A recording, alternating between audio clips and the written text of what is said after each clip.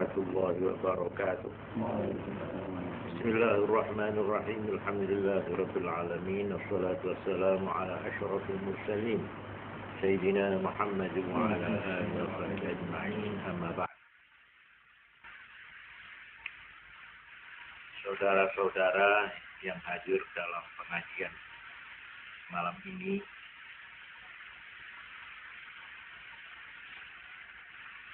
oleh karena yang telah memajukan pertanyaan-pertanyaan ternyata tidak hadir, maka pertanyaan-pertanyaan saya tunda ke minggu depan, insya Allah. Kemudian untuk sekedar mengisi pengajian malam ini, maka saya ingin mencoba menerangkan tentang iman, hubungannya dengan amal, yaitu yang saya maksud bahwa ideal sekali apabila orang yang telah merasa atau yang telah mengaku beriman, kecuali hatinya dalam arti percaya, iman, beragama, juga perbuatannya, artinya amal. Amalnya pun atau perbuatannya juga agama. Nah, artinya konsekuensinya iman, dia beramal, berbuat sesuai dengan ajaran agama.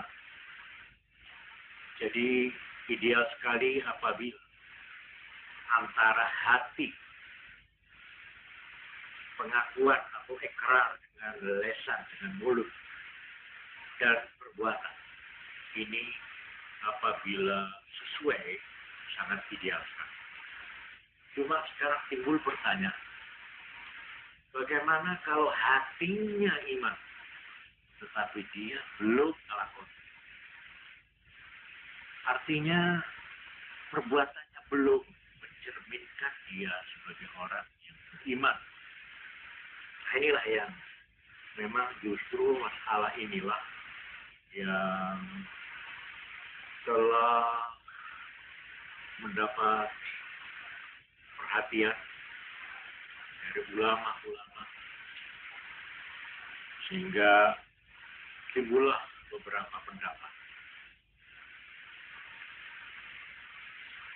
Pertama, yang namanya iman itu apa? Satu berpendapat, yang bernama iman itu mujarradul aqli, suatu kepercayaan di dalam hati. Ya hanya itu. Jadi orang itu apabila hatinya sudah percaya, kalau menurut Islam, percaya bahwa hanya ada satu Tuhan, yaitu Allah. Percaya bahwa Muhammad itu seorang nabi dan seorang rasul, seorang utusan. Nah, ini yang kita kenal dengan nama syahadat dua. Syahadat penyaksian bahwa tidak ada Tuhan yang berhak disembah dengan benar kecuali hanya Allah. Dan syahadat atau kesaksian bahwa Muhammad adalah Rasulullah, ini syahadat. Jadi orang kalau sudah percaya, menerima dan tunduk terhadap kepercayaan ini dengan hati saja, itu sudah iman. Tetapi ada pendapat tidak cukup. Untuk yang namanya beriman, dia harus menyatakan pengakuannya itu dengan mulut, dengan lisan. Artinya dia harus bersyahadat, harus mengucapkan asyhadu an la ilaha illallah wa asyhadu anna Muhammadar Rasulullah. Aku bersaksi tidak ada Tuhan kecuali Allah. Aku bersaksi bahwa Muhammad adalah Rasul. Ini harus diucapkan, harus merupakan ikrar. Ini ada yang mengatakan baru orang itu disebut beriman.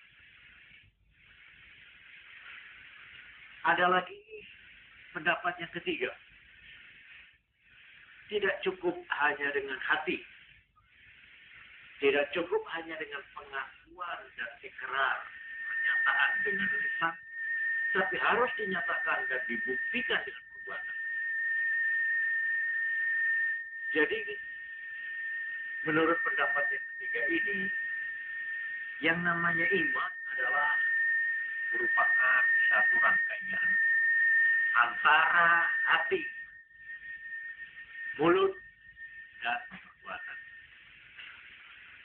Ini merupakan satu paket, merupakan satu rangkaian yang tidak terpisahkan. Oleh karena itu,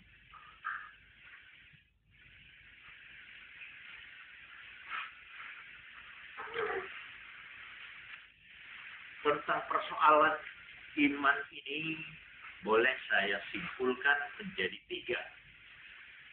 Satu,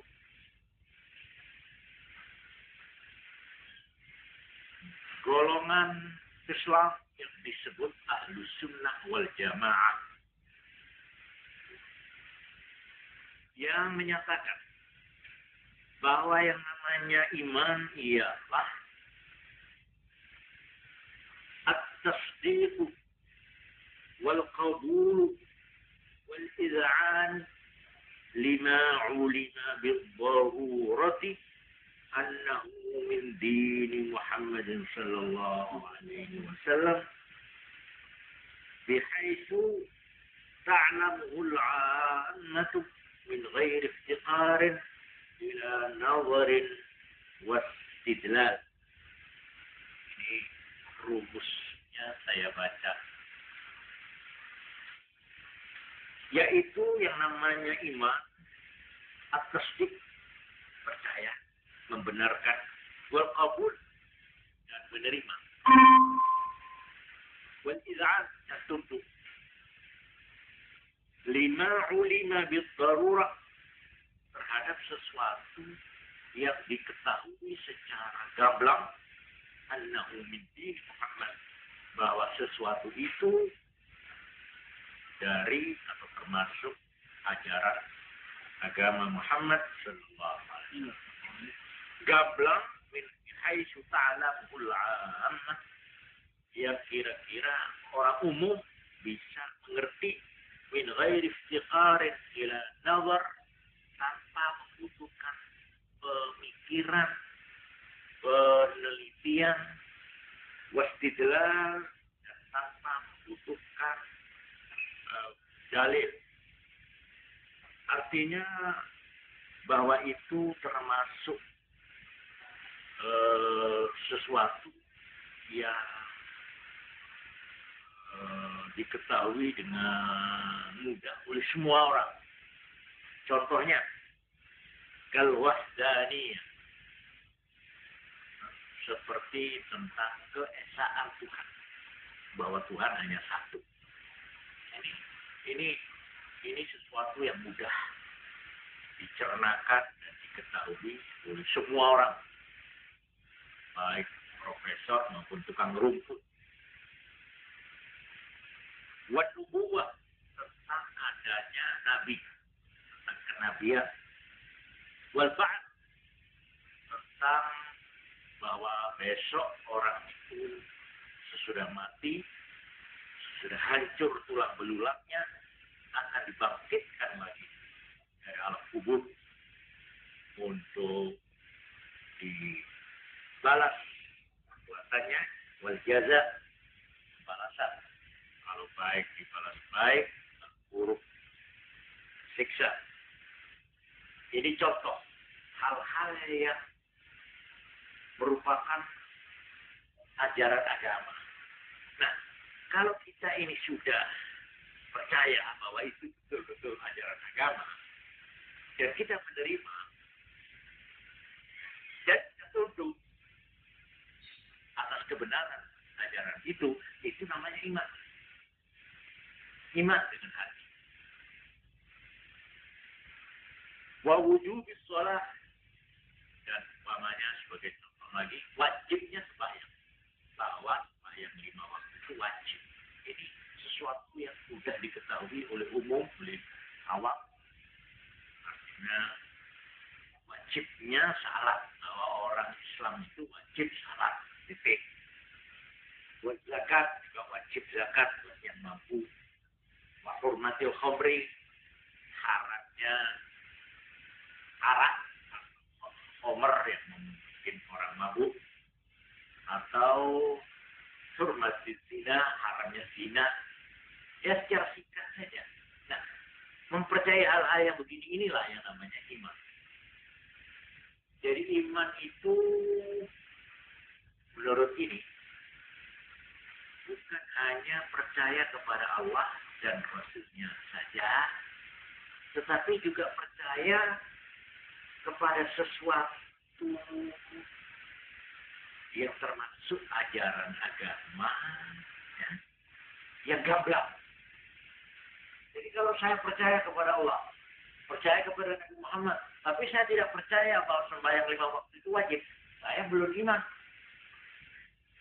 Saya percaya kepada Allah, saya percaya kepada Nabi Muhammad, tapi saya tidak percaya bahwa Quran itu firman Allah, belum iman.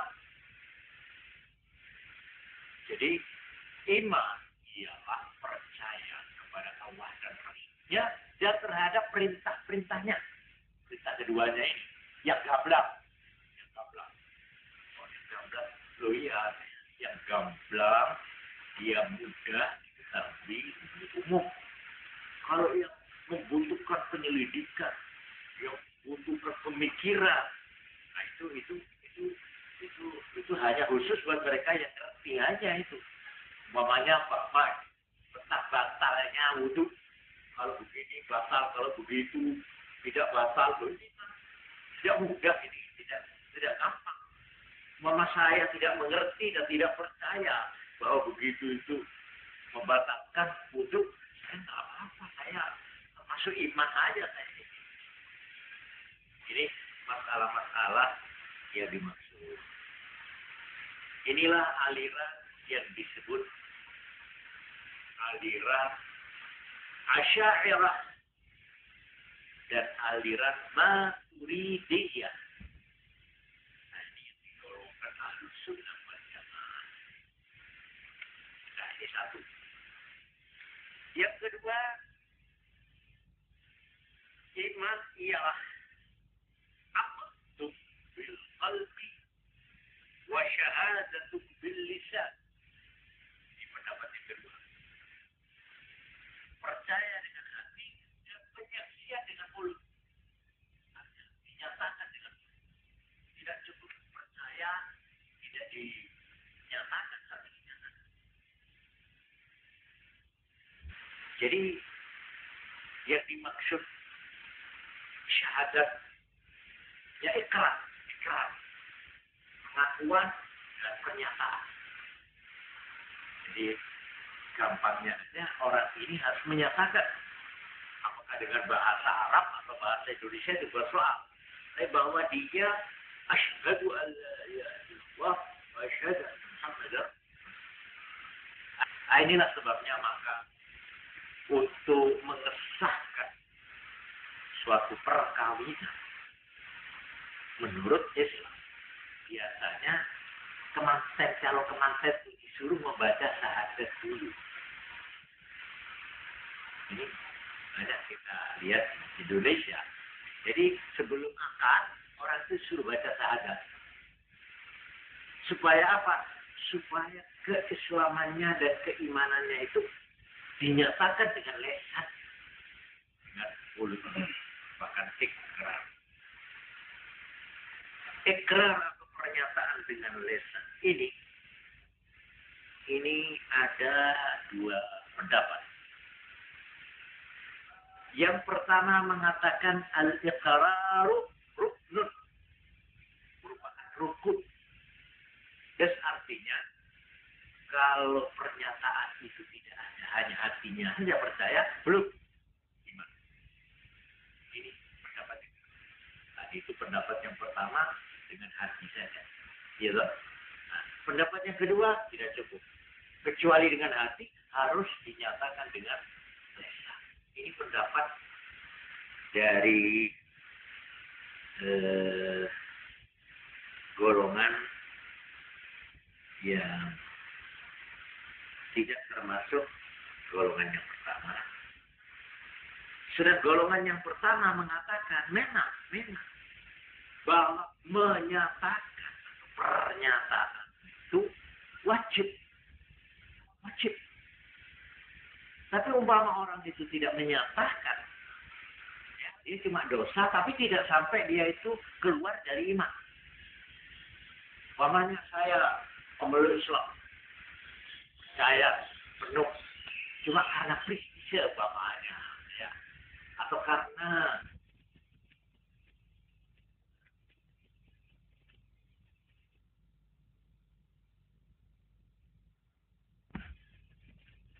saya berbuat begini, menurut pendapat yang pertama, saya tetap iman. Saya ini termasuk iman, termasuk Islam. Tetapi menurut yang kedua, tidak termasuk iman.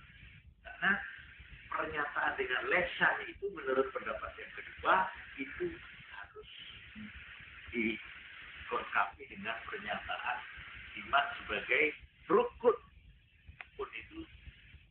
Rukun itu bapaknya sembahyang. Sahnya sembahyang ini harus baca Fatihah. Nah itu rukun. Artinya rukun itu sesuatu yang termasuk di dalam tubuhnya. Jadi definisinya yang namanya rukun, sesuatu yang menjadi salah satu bagian dari perbuatan atau tubuh. Gitu. Tapi kalau sesuatu itu tidak termasuk di dalam tubuh tapi di luar, itu namanya syarat. Umpamanya orang kalau mau sembahyang harus wudhu. Wudhu ini karena tidak termasuk salat, dia dinamakan syarat, bukan rukun. Sembahyang itu umpamanya harus berdiri, harus ruku, harus sujud. Nah, itu rukun. Karena termasuk di dalam tubuhnya sembahyang. Tapi kalau orang itu harus menutup aurat, kalau sembahyang harus menutup aurat. Aurat itu kalau orang mati antara lutut dan antara menutup aurat itu namanya syarat, bukan rukun. Sesuatu yang harus dilengkapi sebelum sembahyang. Seperti mamanya orang haji itu harus punya uang melakukan haji. Nah, ini syarat itu. Nah, menurut pendapat yang kedua tadi, bahwa pernyataan dengan mulut itu termasuk rukun. Berarti kalau orang itu tidak menyatakan Islamnya atau imannya itu dengan mulut, belum Islamnya. Kita hukumi kafir dia. Ini menurut pendapat yang kedua. Tetapi menurut pendapat yang pertama, pernyataan itu hanya syarat. Apa bedanya? Bedanya begini. Apabila ada orang dia mengaku Islam hanya dengan hati, tetapi dia disuruh menyatakan keislamannya tidak mau, maka menurut pendapat yang pertama tadi, orang ini belum memenuhi syarat sebagai orang Islam. Artinya dia tetap diperlakukan seperti orang kafir. Apa artinya? Dia kawin dengan orang Islam tidak boleh. Sebab seorang wanita Islam itu hanya boleh dikawin dengan Islam. Jadi kalau dia tidak Islam artinya kafir, ya, tidak boleh kawin. Jadi untuk dia itu bisanya kawin harus lebih dulu apa? Mengucapkan syahadat, menyatakan keislamannya dengan mulut. Umpama orang ini mati, dia tidak boleh dikubur di tempat orang Islam. Kenapa? Karena dia tidak memenuhi syarat sebagai orang Islam. Apa syaratnya? Menyatakan dengan lisan, dengan mulut, ikrar. Tapi dia tetap iman buat di mata Allah. Sehingga dengan demikian, maka orang yang hatinya Islam, hatinya iman, tetapi tidak menyatakan dengan pengakuan lisan, orang ini namanya kafirun fid dunya wa mu'minun fil akhirah. Dia diperlakukan kafir di dunia, tapi dia itu termasuk orang mukmin di akhirat. Dia mukmin di sana tapi di sini kafir. Kenapa? Loh, bagaimana kita tahu? Dia tidak mau. Disuruh banyak saja tak mau dia enggak. Itu sebenarnya hati kecilnya percaya dia kepada Allah, kepada Nabi. Pokoknya ya Islam lah. Nah ini namanya kafir di dunia. Artinya diperlakukan seperti orang kafir. Tapi di sana, di akhirat, masuk mukmin, masuk iman. Apa bedanya? Nah, di sini bedanya. Menurut Al-Quran, orang yang kafir itu khalidina finnar. Kekal selama-lamanya di neraka. Dia tidak bakal keluar dari neraka selama-lamanya. Khalidina finnar. Itu kalau orang itu di sana sudah dimasukkan klasifikasi kafir. Maka orang ini oleh Tuhan khalidina finnar, tetap selama-lamanya di neraka. Tetapi kalau dia itu termasuk iman, sabda kanjeng Nabi Muhammad sallallahu alaihi wasallam, yakhruju minan nari man kana fi qalbihi misqalu dzarratin minal iman. Akan keluar akhirnya dari neraka orang yang di dalam hatinya ada secuil iman. Misqalu dzarrah, seberat zarrah itu sesuatu yang kecil sekali. Kalau kiai kuno maknani zarrah itu sebutir. Tapi kalau sekarang bahasa Arab modern, zarrah itu atom. Kumpulah dzurriyyah atom. Jadi sekalipun hanya seberat atom yang tidak bisa dipecah lagi dari kecilnya, asal masih ada iman, sekalipun seberat itu, dia akhirnya akan keluar dari neraka. Artinya tidak selama-lamanya di dalam. Lalu bagaimana dia tidak menyatakan? Dia banyak melakukan dosa, dia melakukan pelanggaran, nah itu soal lain. Itu ada hukuman namanya itu. Menurut berapa besar kecilnya dosa, sebanyak atau selama itu dia dimasukkan ke neraka. Tapi akhirnya orang itu pasti keluar dari neraka untuk masuk ke surga. Nah, ini satu rahmat Tuhan yang besar. Bahwa asal orang itu beriman, betapapun besar dosanya, betapapun lamanya dia meringkuk di neraka, tapi pada akhirnya dia masuk surga. Ini sabda Nabi. Ini berlaku ini. Ini berlaku bagi orang tadi itu. Orang yang di dalam selama hidupnya dia tidak mau menyatakan syahadat. Tidak mau mengakui saya beriman, saya bersyahadat. Tidak mau. Tapi hatinya iman. Loh, ini namanya dia iman di akhirat. Ya, yang dengan iman di akhirat, dia termasuk sabda Nabi tadi, akhirnya dia akan keluar dari neraka. Itu loh. Entah sudah berapa tahun atau ratus tahun, itu tergantung dosanya. Gitu. Sebab dosa itu ada dua. Dosa karena tidak menjalankan tugas. Karena tidak menjalankan sesuatu yang diwajibkan agama, itu dosa. Dan sembahyang itu kan sudah diwajibkan. Saya percaya bahwa sembahyang itu wajib. Jadi kan tadi dikatakan iman itu kan mempercayai sesuatu yang itu termasuk ajaran agama yang mudah dimengerti oleh orang awam. Kan gitu kan?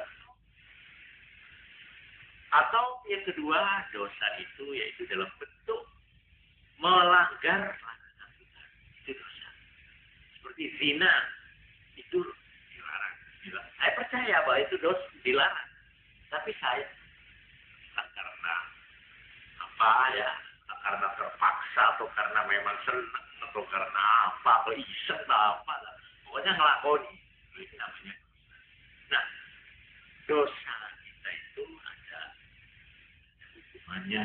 Jadi yang kita dimasukkan neraka itu karena dosa tadi. Nah, berapa lamanya kamu meninggalkan sembahyang gitu saja. Dan berapa kali kamu melakukan zina gitu saja. Nah, selama itu kamu akan nanti akhirnya sesudah selesai hukuman itu kamu akan yakhruju dan akan keluar. Ini sabda Nabi tadi. Yakhruju minan nari man kana fi qalbihi mithqalu dzarratin minan. Akhirnya, kalau sudah di surga, di dalam Al-Quran dikatakan bahwa kesudahan orang ini hanya dua. Tidak ada alternatif lain. Atau selama-lamanya di neraka, atau selama-lamanya di surga. Hanya dua. Jadi, berarti orang ini sesudah menjalani hukuman di neraka, dia lalu masuk ke surga untuk selama-lamanya.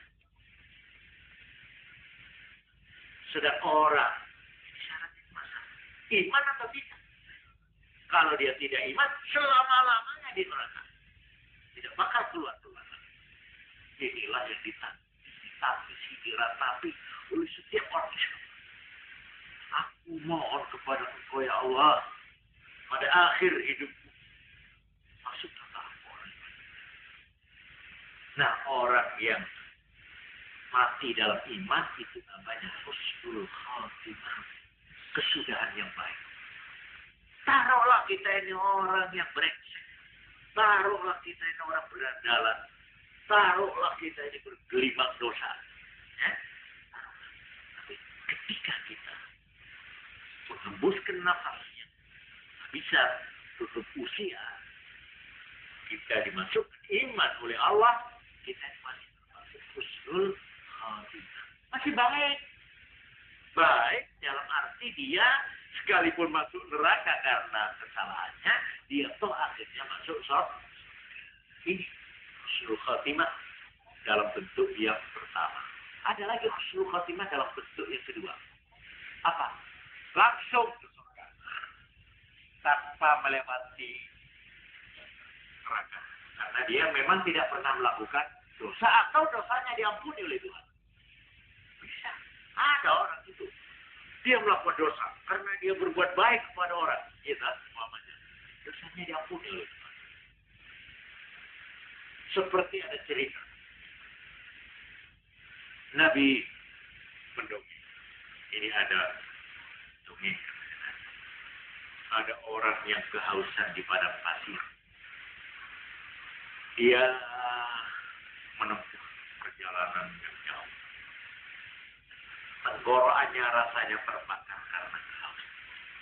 Akhirnya dia menemukan sumur. Yang sumur itu untuk mencapai airnya itu tidak ada alat kecuali harus turun. Jadi akhirnya orang ini pun turun dengan susah payah. Sesudah minum, orang ini naik lagi. Begitu dia sampai di permukaan, di atas sumur, datanglah seekor anjing. Yang anjing ini juga rupanya kehausan seperti dia. Dia sambil memandang, meminta belas kasihannya si orang ini. Ya, lidahnya apa itu namanya? Apa itu? Ya, melet-melet gitu ya. Dari haus. Orang ini jatuh. Anjing ini. Saya kira sama dengan saya. Akhirnya dia tidak kuat. Saya harus menolong. Dia turun lagi dengan susah payah. Mana itu namanya kubur itu terompah pada pasir itu ada ya nulah sepatu lah. Dengan sepatunya dia gigit lalu dia naik lalu beri minum. Sesudah minum anjing itu melihat dengan penuh rasa terima kasih kepada orang itu. Katanya Nabi sudah tahu orang ini masuk surga karena menolong anjing. Jadi mungkin ya, orang yang melakukan dosa karena dia berbuat baik atau ya bisa juga dia mendapat ampunan dari Allah, bisa. Jadi husnul khotimah itu ada dua. Husnul khotimah yang pertama dia mati iman, mati Islam. Cuma dia banyak melakukan dosa. Gitu. Yang kedua, husnul khotimah dalam arti dosanya diampuni oleh Tuhan, dia mati dalam apa itu? Dalam pangkuan pengampunan Tuhan. Nah, ini namanya husnul khotimah yang paling mahal ini, ya toh. Wah, ini yang diharap. Tapi ya kalau umpama ya, umpama kita disuruh milih, biarlah sudah yang pertama aja lah. Asal kita mati Islam, mati iman, perkara kita, ya sudah pantas saya memang selama ini suka menyakiti hati orang tua saya. Ibu saya pernah saya tempelek. Ibu saya tidak berani membalas saya karena dia sudah tua, dan saya masih gagah. Saya tidak puas kalau saya belum dihukum. Ada orang seperti itu. Saya merasa belum tenang hati saya kalau dosa saya belum dihukum. Sehingga orang yang menyadari mempunyai hati nurani yang baik, yang sehat, maka hukuman itu adalah merupakan rahmat.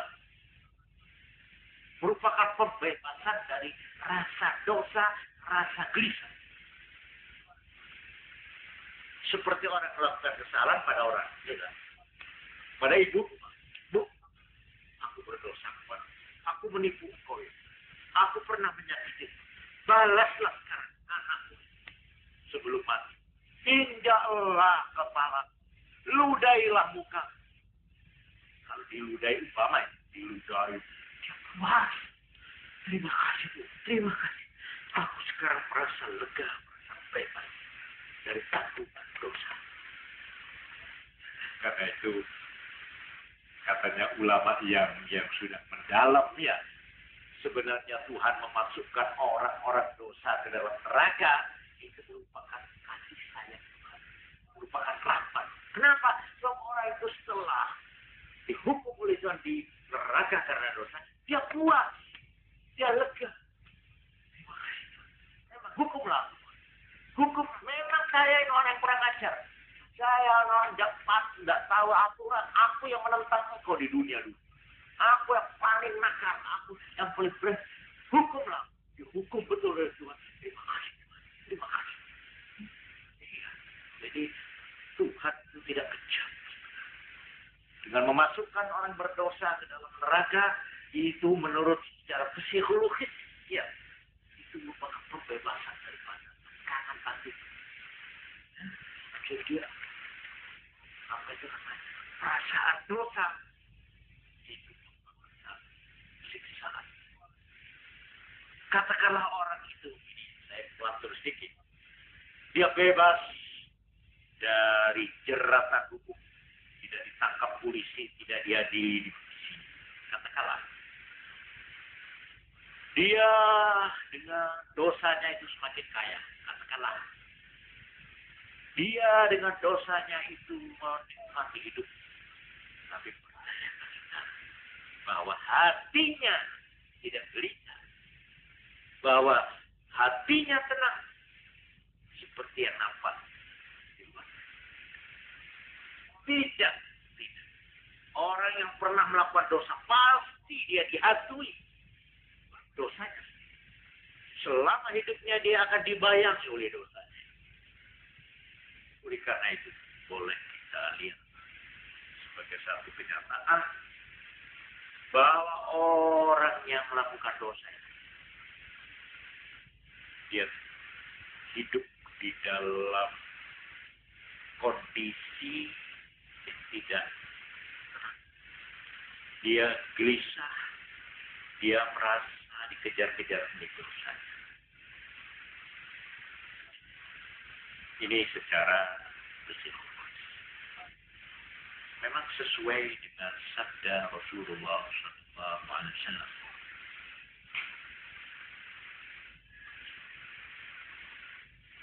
Yang hadis itu banyak. Wal ismu ma haka fi sadrik.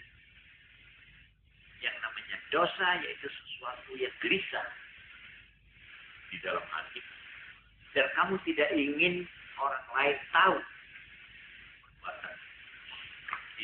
Ini definisi dari Nabi. Yang dinamakan dosa ialah sesuatu yang gelisah, sesuatu yang yang goyang di dalam hatimu dan kamu tidak ingin orang lain tahu. Nah, itu namanya dosa. Baiklah, ini saya menantu. Sekarang kita teruskan uraian saya tadi. Jadi orang yang menurut pendapat yang kedua, kecuali iman itu dengan hati, juga harus dengan lisan, harus dinyatakan dengan pernyataan mulut. Nah, pernyataan mulut ini ada yang mengatakan rukun iman, ada yang mengatakan syarat iman. Sekarang yang ketiga. Yang ketiga, at-tasdiqu wal iqraru wal amalu bil arkan. Ini pendapat yang ketiga. Yang namanya iman ialah at-tasdiq, percaya dalam hati, wal iqrar, dan pernyataan, pengakuan ikrar dengan mulut, wal amalu bil arkan, dan melaksanakan, mengerjakan dengan anggota badan, dengan fisiknya, mengerjakan perintah-perintah agama. Jadi menurut ini, kalau ada orang mengaku Islam, dengan hatinya dia Islam, iman, betul-betul. Kemudian dengan mulutnya dia juga mengaku Islam, bersyahadat. Tapi dia tidak kalah. Tidak kosong. Umpamanya, tidak melakoni ini. Malah dia berbuat zina. Menurut pendapat yang ketiga, kafir dia. Kafir. Menurut pendapat yang ketiga. Karena iman itu harus tiga. Harus lengkap. Merupakan satu paket. Ya hatinya, ya mulutnya, ya perbuatannya. Ini yang sekarang kita sering mendengar. Satunya apa? Satunya kata dengan perbuatan. Gitu? Itu memang ideal, saya katakan. Ideal sekali. Itu yang namanya Islam paripurna. Itu, gitu. Lengkap namanya. Ya, dong. Menurut pendapat yang ketiga, itu minimal. Menurut pendapat yang ketiga, pas enggak orang yang namanya Islam itu harus tiga sekaligus. Ya hatinya, ya mulutnya, ya perbuatannya. Kalau salah satu ini tidak, maka dia belum masuk golongan iman. Ini pendapat yang paling keras. Ini paling keras. Kalau ada orang Islam melakukan zina, kafir. Itu pendapat yang ketiga ini dia. Keras sekali ini, hebat sekali ini. Nah ini yang kita kenal golongan Khawarij. Golongan Khawarij itu tidak mengenal dosa. Dalam kamusnya golongan Khawarij atau Khariji, dosa itu tidak ada besar, tidak ada kecil. Pokoknya dosa ya sudah. Dosa gitu aja. Dan kalau dosa kafir.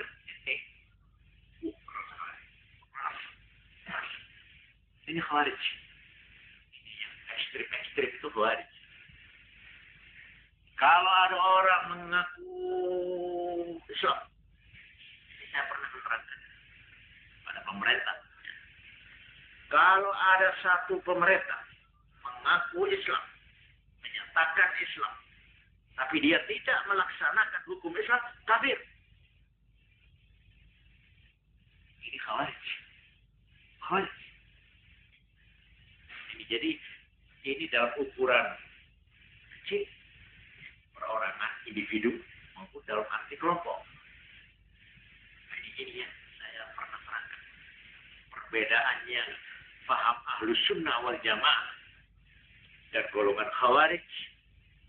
Yang ketiga ini Khawarij.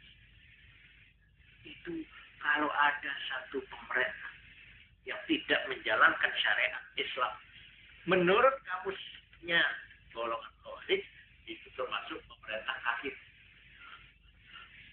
Kafir. Masa dia apa? Jelas diperangi. Orang yang rela membiarkan pemerintahnya begitu, kafir. Jadi sesuatu perbuatan yang kafir, kalau ada orang lain membiarkan dan mandasinya, dia menerima, membiarkan kafir, kafir. Jadi ar-ridha bil kufri, kufur. Ridha terhadap kekafiran, kufur. Sama dengan ridha bil ma'siyati, maksiat. Orang yang rela berlakunya suatu dosa, dia ikut dosa. Jadi menurut ajaran Islam, itu mar'a minkum munkaran wal yughayyiru bi yadihi.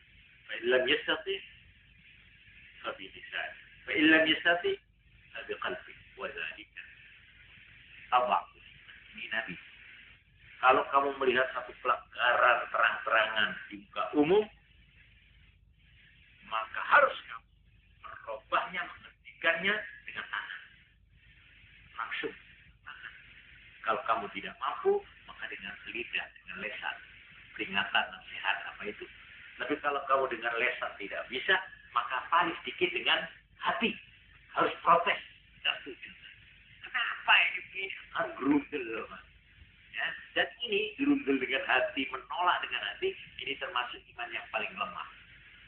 Jadi kalau ada orang Islam terhadap pelanggaran-pelanggaran hukum, dia bersikap apatis, nggak boleh.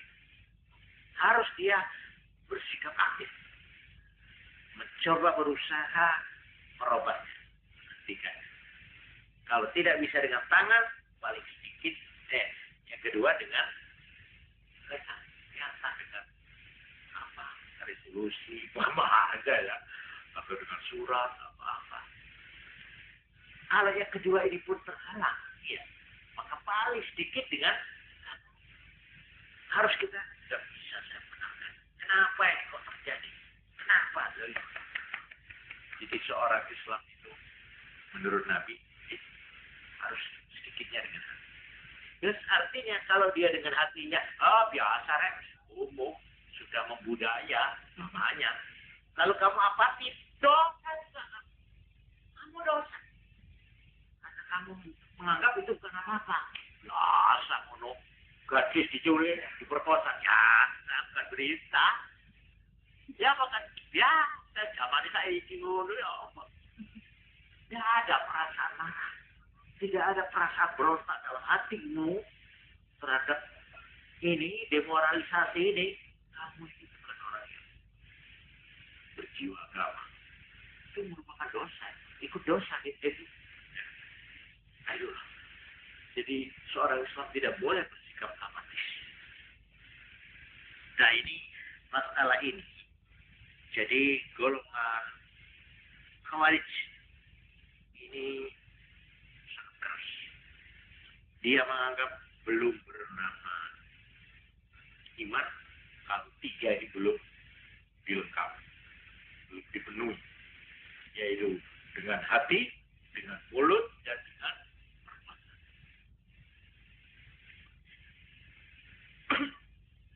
Menurut Khawarij ini, tadi sudah saya singgung,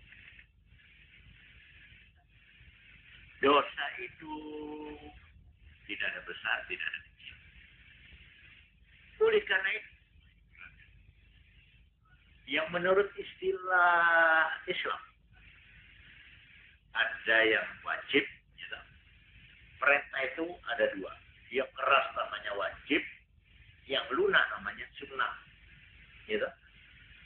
Larangan juga ada yang berat, yang namanya haram. Gitu. Kalau yang tengah, yang kosong, yang tidak ada hukumnya, ini namanya mubah. Antara putih, netral, masih belum fakir, belum ada isi. Ini menurut Khawarij. Ini yang perlu kita tahu. Bagaimana strengthnya pendirian Khawarij. Apakah wajib, apakah sunat, sami mawon. Apakah haram atau makruh, sami mawon. Bagaimana? Yes, menurut Khawarij, orang Islam yang tidak mengerjakan sholat sunat kafir. Berat kan? Ini betul-betul tidak punya pengikut di dunia ini memang. Parah sekali. Orangnya memang konsekuen betul dia. Sekali menyatakan Islam harus Islam, darahnya, kulitnya, semuanya. Tidak ada istilah wajib dan wajib itu sama. Juga tidak makruh sama. Katakan namanya merokok makruh. Kita merokok kafir. Wah, ada. Betul ini, betul ini. Khawarij itu, oleh karena itu golongan Khawarij ini termasuk kalau sembahyang itu khusyuk itu kan, dan bersih. Tidak berani dia mengerjakan pelanggaran bagaimanapun remehnya. Karena buat dia tidak ada remeh, dan pokoknya dosa apa saja. Apa haram, apa makruh, apa wajib, apa sunat. Ini yang berat. Nah, di sini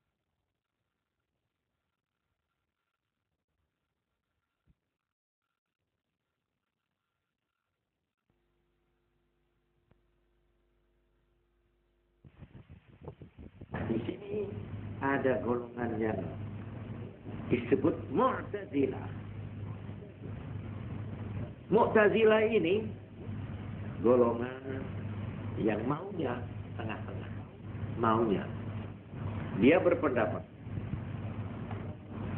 bahwa orang Islam itu memang harus hatinya, harus lidahnya, ya harus perbuatannya. Cuma di sini dia mempunyai perbedaan kecil dengan Khawarij di dalam satu hal, yaitu dia membedakan. Kalau orang itu melakukan menurut Mu'tazilah, dosa itu dibagi dua, ada dosa besar, ada dosa kecil. Kalau orang itu melakukan dosa besar, maka dia itu termasuk disebut fasik. Fasik. Fasik dengan fasik. Fasik ini menurut Mu'tazilah ini hanya dia sendiri yang berdapat begini. Itu tidak Islam, tidak kafir. Jadi dia itu sudah keluar dari Islam tapi belum masuk ke kafir. Ini jadi orang Islam yang melakukan dosa besar menurut Mu'tazilah, orang ini sudah tidak Islam tapi belum kafir. Lalu di mana? Di tengah-tengah, yaitu masuk kategori apa? Fasik. Lah fasik ini bagaimana hukumnya nanti di di akhirat? Nah ini yang saya tidak setuju di sini. Dia membuat 3 alternatif. Kalau Islam masuk surga, kalau kafir masuk neraka, kalau fasik tidak di surga, tidak di neraka katanya. Lalu di mana? Di tengah-tengah antara surga dan neraka. Oh, kira ini oleh izin dari Tuhan apa kok membuat daerah baru ini? Nggak ada itu, dalilnya nggak ada itu.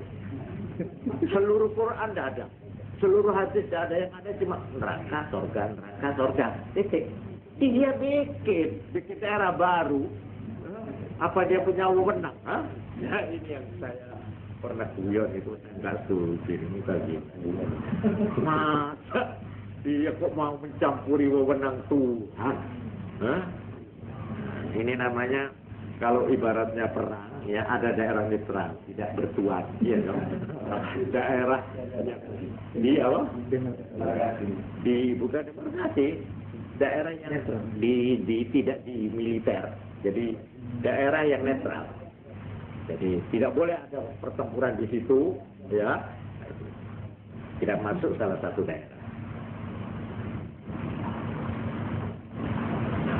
Nah, sedang yang kedua perbedaannya dengan Khawarij, Mu'tazilah ini,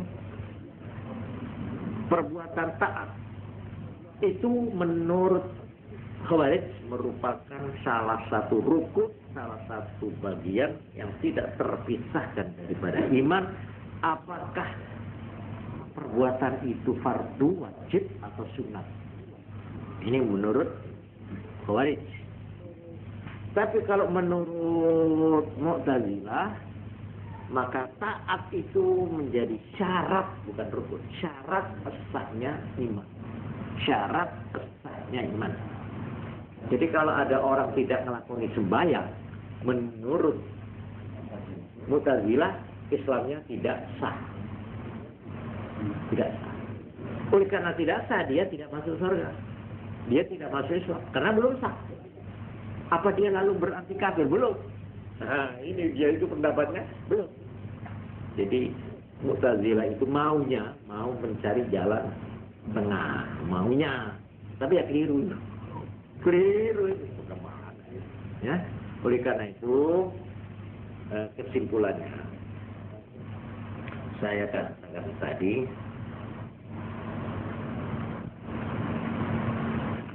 mengatakan sangat ideal kalau ini orang Islam itu at-tasdiqu bil jinan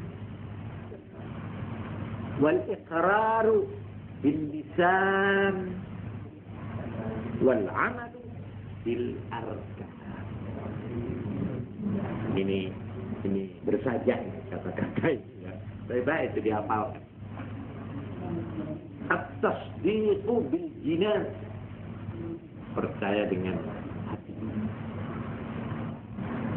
wal iqraru bil lisan, dan pengakuan, pengucapan dengan lisan, mulut, wal amalu bil arkan, dan mengamalkan, melaksanakan dengan seluruh anggota badan, organ, yang melakoni sembahyang, ya apa dan sebagainya. Nah inilah yang ada sangkut pautnya dengan masalah keimanan atau keislaman. Nah sekarang menurut Ahlussunnah wal Jamaah yang pertama tadi, ini yang menjadi ikutan hampir mayoritas umat Islam seluruh dunia, itu di dalam soal kepercayaan banyak mengikuti Asy'ariyah atau Maturidiyah. Asy'ariyah itu seorang ulama yang namanya Abul Hasan Al-Asy'ari. Maturidiyah itu seorang ulama bernama Abu Mansur Al-Maturidi. Alirannya disebut Asy'ariyah dan Maturidiyah. Ini yang menjadi pegangan dari mayoritas umat Islam di dunia.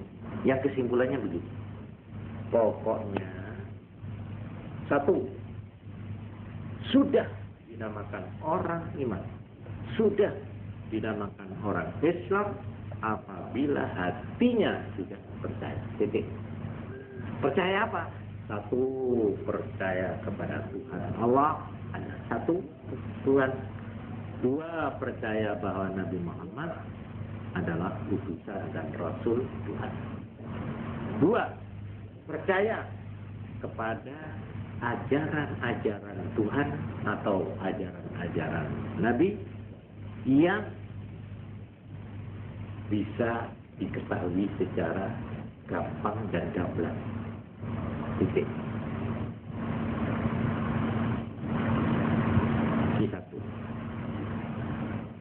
Yang kedua, tentang ikrar dengan lisan atau pengakuan ucapan dengan mulut, itu hanya menjadi syarat untuk berlakunya hukum Islam terhadap orang ini.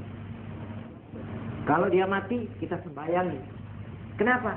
Karena dia sudah mengucapkan syahadat. Kalau dia ini tidak pernah dan tidak mau mengucapkan syahadat, tidak boleh disembayangi. Tidak boleh diperlakukan sebagai orang Islam. Karena kita nggak tahu, dong. Nggak mau itu menyatakan. Loh, bahwa hatinya iman itu soal Tuhan, itu soal lain itu. Itu soal nanti, itu di sana. Jadi terhadap orang yang tidak mau mengaku dengan lesannya bahwa dia orang Islam, orang bersyahadat, diperlakukan seperti orang kafir atau seperti orang yang bukan apa? Kawin nggak boleh dengan wanita Islam, mamanya ya. Kalau dia mati nggak boleh disembayangi. Kalau dia dikubur nggak boleh dikubur di kuburan Islam. Itu saja. Tapi bahwa dia nanti di sana di akhirat ternyata hatinya iman, itu antara dia dengan Tuhannya. Itu yang kedua. Yang ketiga, bahwa jadi dengan hati, dengan lisan. Lalu yang ketiga, melaksanakan konsekuensinya iman dan Islam dengan perbuatan. Dan perbuatan itu merupakan satu kewajiban. Bukan syarat, bukan rukun iman. Kewajiban. Terus artinya siapa yang tidak melakukan, ya dosa. Oleh karena itu, ya, sekarang kalau ada orang mengaku Islam dan sudah menyatakan dia syahadat, anaknya orang Islam, ya, cuma dia tidak pernah mengerjakan sembahyang 5 waktu, ya, sama sekali selama hidupnya. Katakanlah, atau ya pernah tapi ya sekali-sekali, ya paling-paling nih salat riyoyo, ya riyoyo dia kelihatan di masjid, tapi lain-lainnya enggak. Umpamanya, nek poso ya tutup gendang aja. Ya, permulaannya dan penghabisannya aja ada itu yang begitu. Umpamanya ada orang begitu itu kita hukumnya apa dia? Islam mau bukan? Islam penuh Islam. Dan artinya kalau dia sudah hatinya percaya, mulutnya sudah ikrar, sudah mengaku, kalau dia mati, sekalipun dia tidak salah, sekalipun tidak melakukan puasa, kita wajib sembahyang dia, wajib itu fardu kifayah. Jadi umpama tidak ada yang mau menyalati, iya, kalau kau salat baik, mati harus disalati, kok enak, umpamanya ada ini orang yang emosi.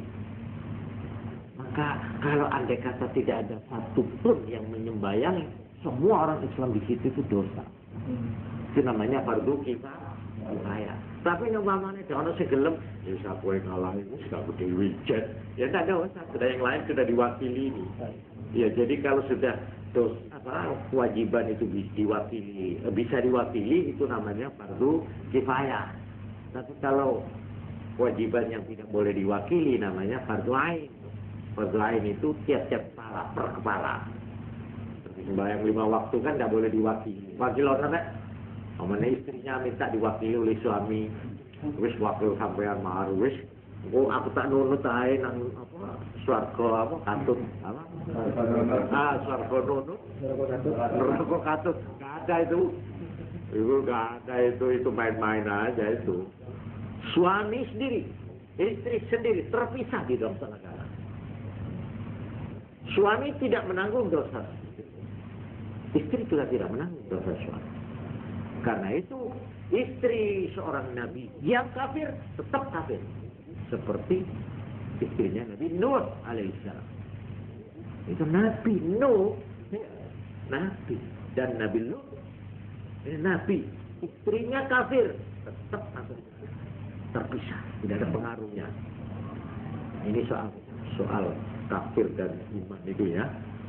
Sebaliknya ada istrinya iman, suaminya kafir, ya tidak ada katut-katut tadi itu tidak ada, nunut katut tidak ada.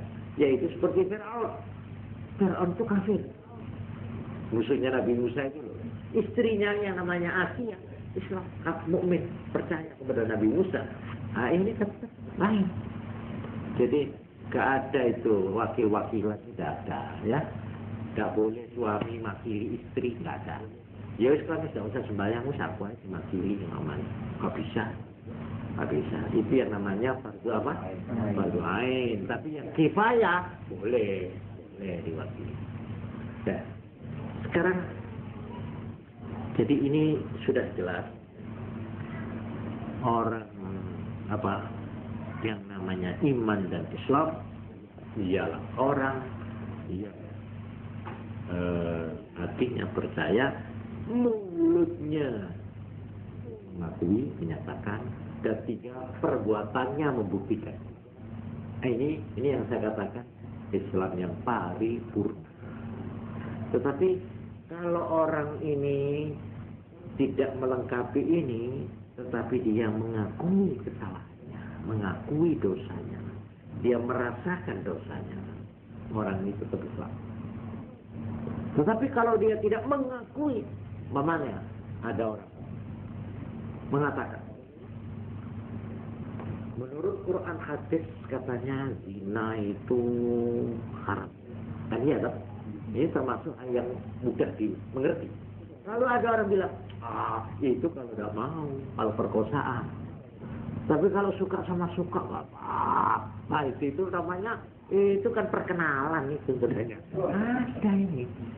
Jadi istilah zina itu menurut orang ini, yaitu perhubungan di luar nikah yang dilakukan dengan paksa, dengan tidak dengan tidak senangnya salah satu pihak, itu baru namanya zina.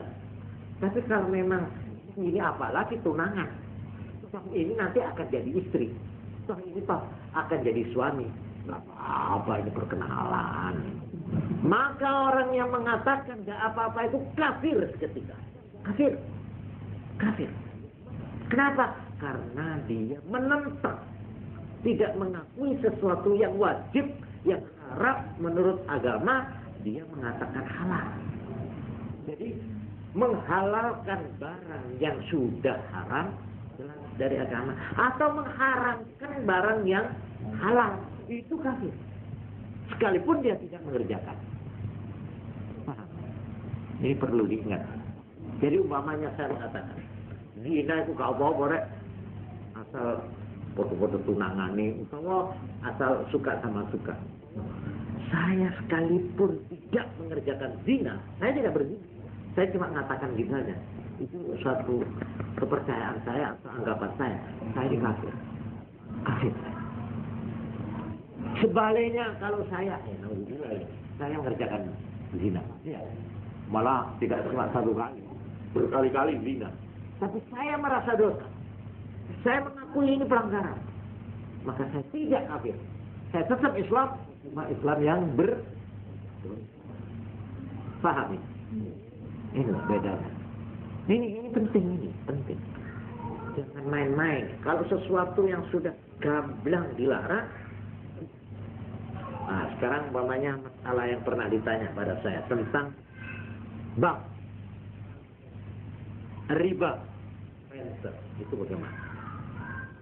Kalau riba menurut Quran, wa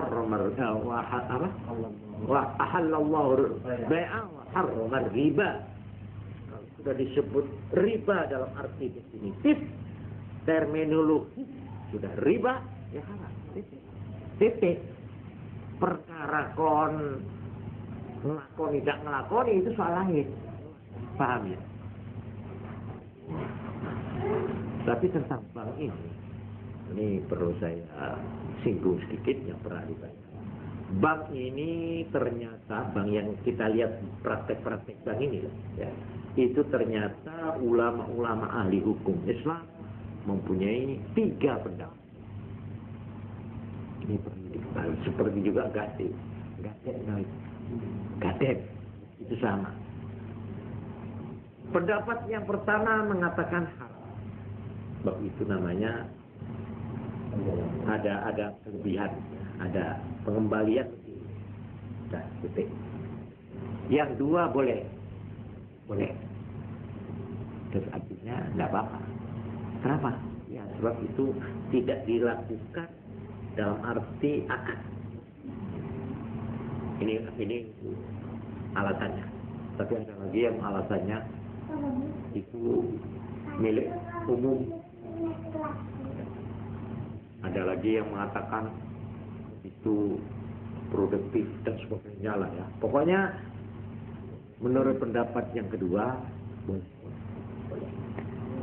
Nah, lalu ada yang pendapat ketiga syubhat. Nah, ini kemarin saya pernah terangkan syubhat. Syubhat itu tidak terang haram, tidak terang halal. Itu namanya syubhat. Syubhat itu hukumnya bagaimana? Ya, hukumnya syubhat. Buat orang umpama mengerjakan ya tidak apa-apa. Ya, enggak terang haram sekalipun tidak terang halal, tidak apa-apa. Tapi bagi orang yang mempunyai apa tadi punya dasar dan motif moral agama, ya sikap moral namanya, tidak mau karena belum terang hukumnya. Nah ini sikap ini dinamakan sikap wara, wau ra'ain, wara, sikap menjauhi sesuatu yang tidak terang. Syubhat itu namanya wara. Itu orang-orang yang memang mempunyai kesadaran agama yang tinggi. Wara, sikapnya menghindari sesuatu yang meragukan. Nah ini tentang hukumnya bank. Ya. Oleh karena itu umat Islam ya, yang mempunyai ikutan pegangan tentang riba ini, kalau memang tidak sangat terpaksa jangan berhubungan dengan bank. Atau kalau memang itu sebagai penambahan modal atau yang produktif, nah itu. Kalau konsumtif, selebih, menurut agama, pinjaman, meminjamkan, itulah fungsinya fungsi sosial. Di dalam agama orang memberi pinjaman, itu artinya menolong. Motifnya itu menolong orang ini supaya keluar dari kesulitannya. Kalau kita gaet orang itu, ya, bawanya untuk makan dia pinjam. Kita beri pinjam, tapi dia harus mengembalikan lebih. Loh, ini namanya pemerasan. Itu bukan pertolongan, tapi pencekikan. Mencekik. Nah, oleh karena itu, sebenarnya secara prinsip, tiap-tiap pinjaman itu harus bersifat pertolongan. Tidak ada latar belakang untuk mencari keuntungan. Itu secara prinsip ya, secara prinsip. Sampai-sampai di dalam Quran dikatakan ara'aitan nabi yukadzibu biddin. Apakah kamu ingin tahu orang yang mendustakan agama?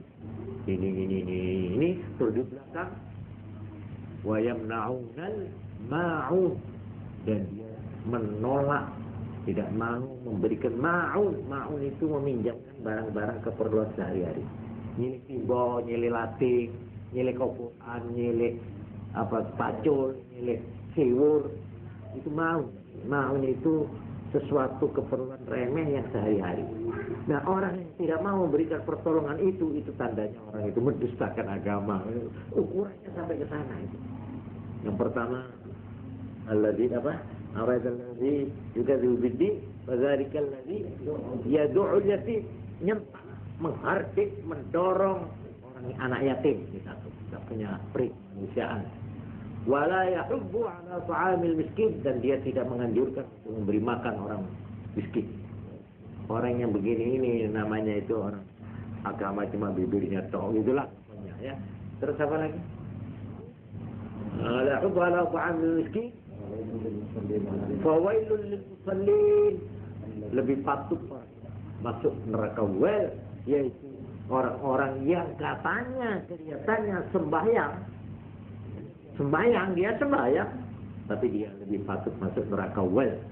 Maksudnya yang sembahyangnya itu yura'un, hanya minta dipuji, pamer, ingin dinilai baik oleh orang, tidak karena Allah, tidak karena kesadaran agama, tapi cuma ingin didelok maratuane umpamane, ya, ingin pamer. Ini sembahyang yang untuk pamer itu lebih patut dia masuk neraka wel. Musallin alladzina fawailul musallin alladzina hum an salatihim sahun, yang terhadap sembahyangnya dia lengah. Nah, ini ada dua arti. Lengah tuh, ya sembahyang pakai robot. Ya, alat tang, assalamualaikum, tidak ada jiwanya, tidak ada perhayatannya, tidak ada apa-apanya. Ini namanya sholat robot. Nah, ini yang dimaksud sahud, lengah dari sembahyang. Ini yang satu. Tapi ada lagi yang saya kira ini yang lebih dekat. Yang kedua, sahud lebih baik masuk neraka orang yang sembahyangnya lengah, yaitu yang sampai mengeluarkan dari waktunya. Gak salah zuhur, cik main. Ya. Yang main satu kan geni. Sudah disik kalau nutup lagi dan sekarang situ. Kalau situ kalau undang mati, akhir apa itu asar. Ini orang yang mengeluarkan salat dari waktunya, ini yang termasuk al-salati sahud alladzina hum yura'un, yang mereka kalau sembahyang yura'un hanya untuk pamer, ingin dinilai baik oleh orang. Ini ada karena Allah, ada ikhlas lah. Terus yang akhir wayam naunan mau dan tidak mau memberikan pertolongan, meminjamkan gitu loh, meminjamkan barang yang remeh-remeh, kokoan, ladang, pacul, itu mau. Nah, ini jadi saya ulang lagi mengenai pelaksanaan agama.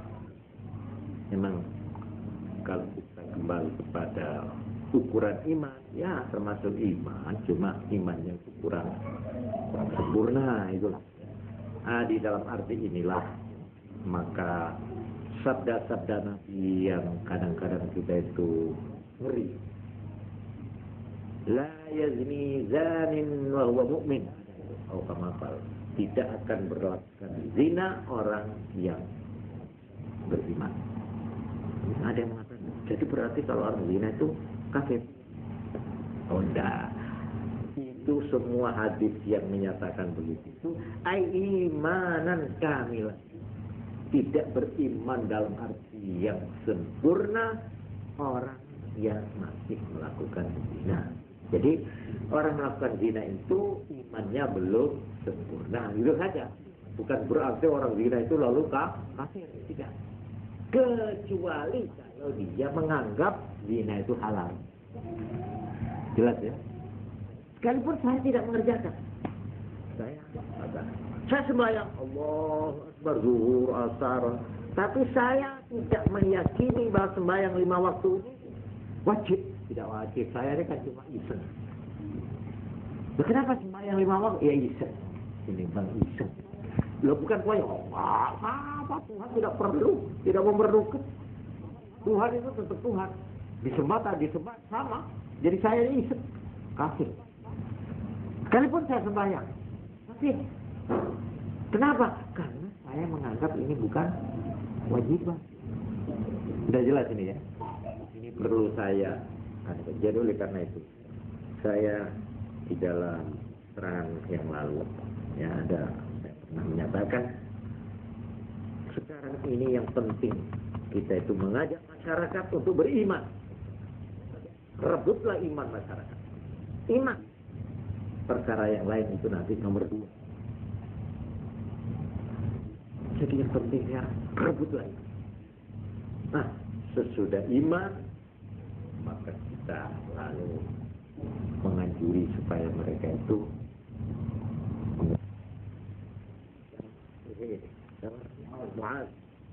ajarlah mereka itu untuk beriman kepada Allah dan kepada saya. Kemudian sudah itu apabila mantap imannya maka tahulah mereka itu bahwa Allah mewajibkan sembahyang di bawah. Kemudian kalau mereka sudah mengerjakan sembahyang itu secara baik, beritahulah bahwa Tuhan menetapkan buat kaya untuk diserahkan kepada yang tidak mampu. Ini pesan amanat Nabi kepada Mu'adz bin Jabal ini merupakan satu cara ya bagaimana orang berdakwah. Jangan orang yang belum mengenal Islam, belum apa-apa sudah dicekoi macam-macam yang serba mendetail ya, yang serba yang sebenarnya bukan masalah penting. Jangan dulu, tariklah dulu mereka, ajaklah mereka itu untuk bertuhan dulu kepada Allah, bernabi kepada Rasulullah. Ini dulu. Ini saja sudah satu kemenangan. Kalau ini sudah, barulah kita titik lambat laun supaya mau mengerjakan yang lima waktu. Saya ini pernah terjadi di zaman Rasul, yaitu ada seorang pegunungan, orang yang masih belum mengenal, datang pada Nabi, belum mengenal peradaban, belum mengenal apa, Arabi, datang pada Nabi. Apakah penjenengan Nabi? Ya, saya Nabi. Apakah Sabdan mengajarkan ini dia? Apakah juga sembahyang? Iya. Berapa sembahyang? 5 kali. Ini maaf saya mau tanya. Iya apa? Umpama saya hanya mengerjakan 2 waktu saja, bagaimana? Jadi menawar ini. Jadi saya mau mengerjakan 2 saja. Iya. Pergi. Begitu Nabi pergi, orang itu pergi, Nabi bersabda kepada sahabat yang ada di sini. Lihat saja dia, kita doakan. Begitu dia sudah mengerjakan 2 waktu, nanti akhirnya dia 5 waktu akan dikerjakan semua. Jadi ini hanya merupakan suatu cara approach, cara pendekatan, ya. Jadi karena itu saya pernah didatangi Pak Haji, saya mau Islam. Terima kasih Islam. Tapi saya minta maaf ya, kenapa? Saya masih tetap makan. Oh iya. Dan saya masih tetap judi. Sebab buat saya judi dan minuman keras ini nggak bisa saya. Itu sudah mendarah mendaging. Tapi saya mau iman, mau sembahyang. Cuma ini saya mau kerjakan, boleh apa enggak? Saya katakan Islam tidak menghalangi. Jadi babi, minuman keras dan judi itu tidak menghalangi sampean untuk menjadi orang Islam. Pahami? Ini jangan dikatakan kok obral kok.